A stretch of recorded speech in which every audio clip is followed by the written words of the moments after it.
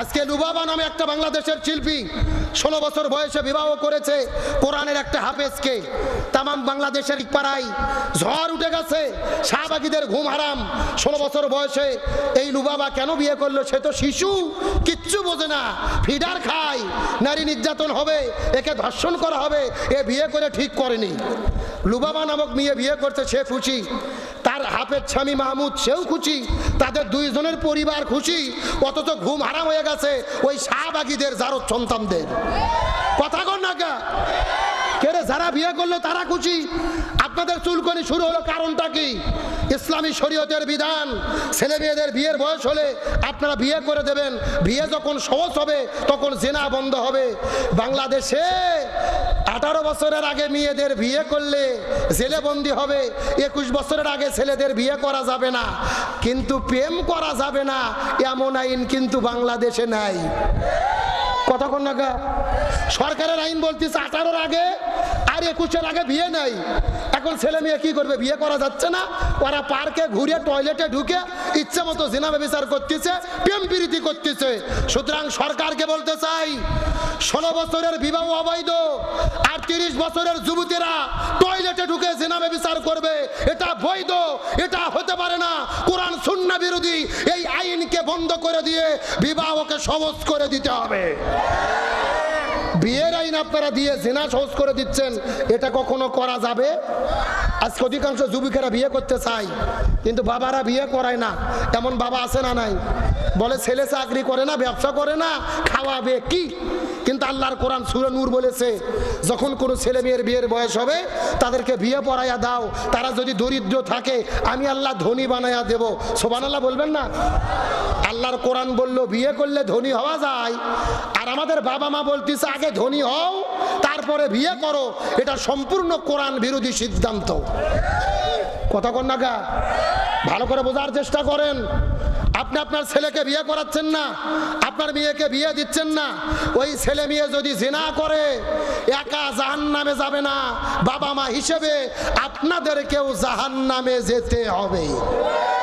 হাজী সাহেব প্রতি বছর হজ করে, মাথার 6 তলা টুপি, নামাজ পড়ে 5 ওয়াক্ত। আল্লাহর রহমতে 2টা মেয়ে আছে, একটা পরিমণি আর একটা মাহিয়া মাহি। 2টা মেয়ে ছাইড়ে দিয়ে রাখছে। ওই হাজী সাহেবের 2 মেয়ের জন্য পুরো চাঁপাইনবাবগঞ্জ যুবকদের রাতের বেলা ঘুম হারাম, চরিত্র নষ্ট।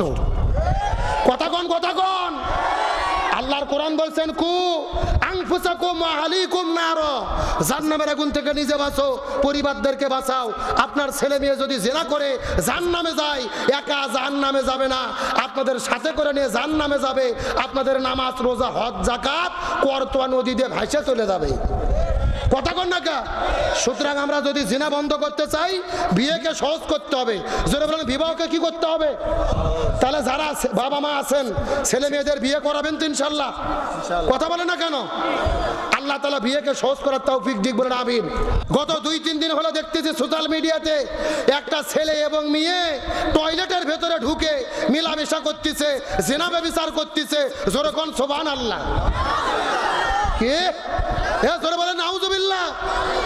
তাহলে পার্কের ভেতরে ছেলে মেয়ের অবাধে মেলামেশা, টয়লেটের ভেতরে অবাধে মেলামেশা, এই জিনা ব্যভিচার যদি আমরা বন্ধ করতে চাই, এই সমাজের ভেতরে যুবক যুবতীদের জন্য আমাদের বিবাহকে সহজ করে দিতে হবে। কিন্তু আমরা বিয়েকে করছি কঠিন। 18 বছরের নিচে মেয়ের বিয়ে নাই, 21 বছরের আগে ছেলের বিয়ে নাই। আমরা বিয়ে করে দিছি কঠিন, এই সুযোগে ছেলে মেয়ে একত্রিত হয়ে জিনা ব্যভিচারে লিপ্ত হচ্ছে। কি যুবকেরা খুশি তো? হ্যাঁ, আল্লাহ তাআলা আমাদের কোরআন সুন্নাহর সঠিক বুঝ দান করুক, বলেন আমিন। তাহলে চিৎকার করে বলেন বেপরদা নারীরা যাবে কোথায়? আর ধরে বলেন আমার বন্ধুগণ, মুসলমান ভাইরা গভীর মনোযোগ লক্ষ্য করুন। 1 নম্বর বেপরদা নারীরা জাহান্নামের মধ্যে যাবে। 2 নম্বর রাসূল জিজ্ঞেস করে বললেন, 2 নম্বর জিজ্ঞেস করলেন, হে ভাই জিবরাইল 2 নম্বর কারা জাহান্নামের মধ্যে যাবে বলো তো দেখি। জিবরাইল বলে, ইয়া রাসূলুল্লাহ 2 নম্বর হলো এই প্রকার মহিলাগুলো, যেই মহিলাগুলো স্বামীর খেদমত করে না, স্বামীর কথা মতো চলে না, স্বামীর আনুগত্য করে না, এই মহিলাগুলো জাহান্নামের মধ্যে যাবে। তার মানে বোঝা গেল স্বামীর অবাধ্য স্ত্রী যারা জাহান্নামে যাবে। চিৎকার করে বলেন বেপরদা নারী যারা। স্বামীর অবাধ্য স্ত্রী যারা। এই জন্য আমার নবী বলেন মহিলাদের জন্য 4টা আমল করতে হবে। এই 4টা আমল যদি কোনো মহিলা করতে পারে আল্লাহ তাদের জন্য 8টা জান্নাতের দরজা খুলে দেবে।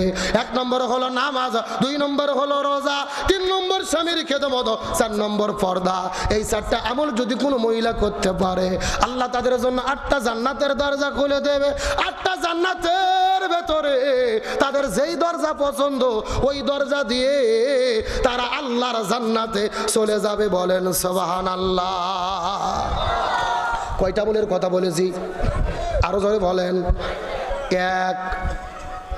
আরে ভাই মুখস্থ করেন হাদিসটা, সারা জীবন বইয়ের কাছে করা লাগবে, মুখস্থ করেন।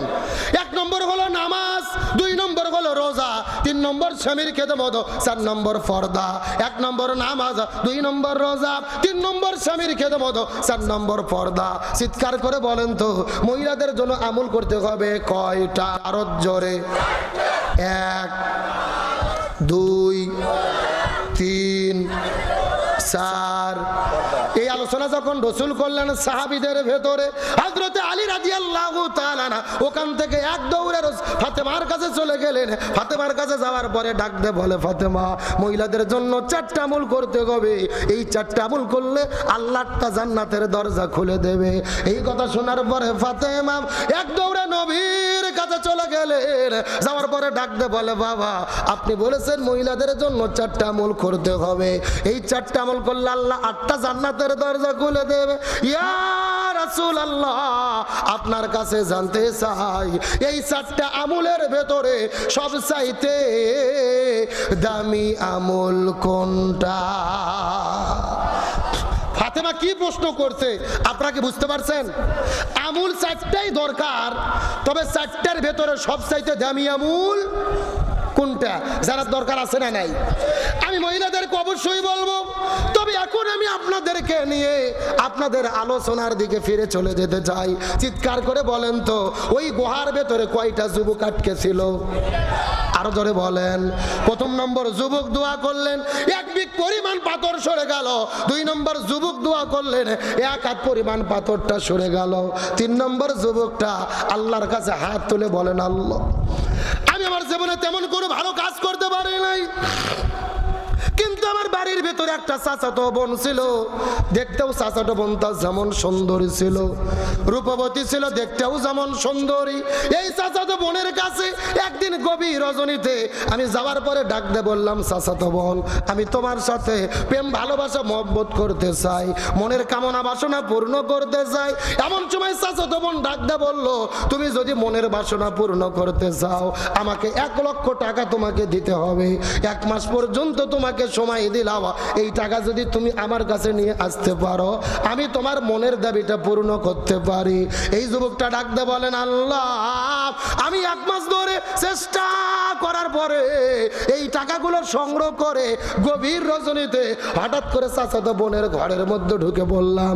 ওই ঘরের মধ্যে ঢোকার পরে দরজা জানালাটা বন্ধ করে দিয়েছি। চাচাতো বোনকে বললাম, বোন রে 1 লক্ষ টাকা তুমি দাবি করেছিলে, এই যে তোমাকে 1 লক্ষ টাকা আমি দিয়ে দিলাম, এখন আমার মনের বাসনা পূর্ণ করো। চাচাতো বোন বলেছিল, ইয়া আব্দুল্লাহ ইন্নী আখাফুল্লাহ, নিশ্চয়ই আমি আল্লাহকে ভয় করি, তুমিও আল্লাহকে ভয় করো। ওই জাহান্নামের আগুন কিন্তু সহ্য করতে পারবা না, যদি জিনা ব্যভিচার করো জাহান্নামের আগুনের মধ্যে কিন্তু যেতে হবে। এই যুবক ডাক দিয়ে বলে, আল্লাহ ওই কঠিন মুহূর্তে একবার যখন আমার চাচাতো বোন বলেছিল আল্লাহকে ভয় করো, তখন আমার অন্তরের ভেতরে হঠাৎ করে কাঁপুনি শুরু হয়ে গেল। আমার অন্তরের ভেতরে তুমি আল্লাহ তোমার ভয়টা ঢুকে বলল। ওই 1 লক্ষ টাকা আমার হাতের মধ্যে ছিল, ঘরের দরজা জানালাগুলো বন্ধ ছিল, আমি চাইলেই প্রেম ভালোবাসা মহব্বত করতে পারতাম, ওই জায়গার মধ্যে জিনা ব্যভিচার করতে পারতাম, কিন্তু তুমি আল্লাহ তোমার ভয় করে ওই টাকাটা চাচাতো বোনের হাতের মধ্যে দেওয়ার পরে আমি জিনা না করে ওই ঘরের মধ্য থেকে বের হয়ে চলে এসেছিলাম। আল্লাহ ওই সময়ে শুধুমাত্র তুমি আল্লাহ তোমার ভয় কলিজার ভেতরে নিয়ে ওই জিনা নামক কাজ থেকে আমি দূরে ছিলাম, অন্যায় অপকর্ম থেকে দূরে ছিলাম। আল্লাহ এই কাজটা যদি তোমার পছন্দ হয়ে থাকে, এই কাজের ওসিলায় এই বিপদ থেকে তুমি আল্লাহ আমাদেরকে হেফাজত করো। রসুল আরবি বলে এই লোকটা আল্লাহর কাছে এই কথা বলে এই যুবকটা যখন দোয়া করেছে, ওই দোয়া করার সাথে সাথে ওই গুহার মুখ থেকে ওই বিশাল বড় পাথরটা আল্লাহ তাআলা সরাসরি সরায়া দিয়েছে। লিল্লাহি তাকবীর। আমায়াত্তাকিল্লাহা ইয়াজআল লাহু মিন আমরিহি ইউসরা।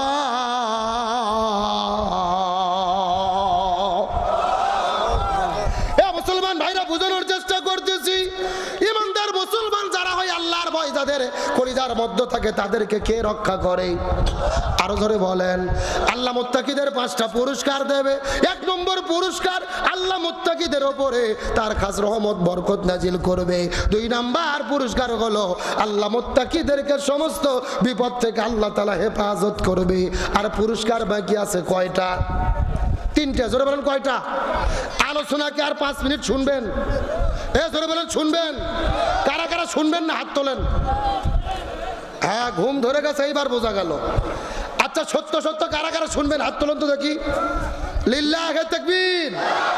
না, সাউন্ড আগের মতো নাই, হাত নামান। আচ্ছা, আপনাদের এদিকে কি ফুটবল খেলা হয়? বিয়ে অবিয়ে খেলা হয় না?